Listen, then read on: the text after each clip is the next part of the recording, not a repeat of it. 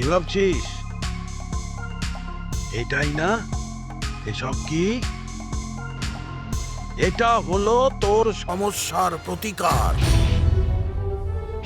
এটা শুধুমাত্র ফুল না,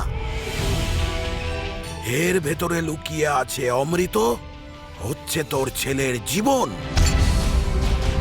নাগেশের ওই মালা ছেঁড়াটা কোনো দুর্ঘটনা নয়, ওটা ওই নাগিনীর চাল ছিল, প্রতিশোধ নেবার চাল।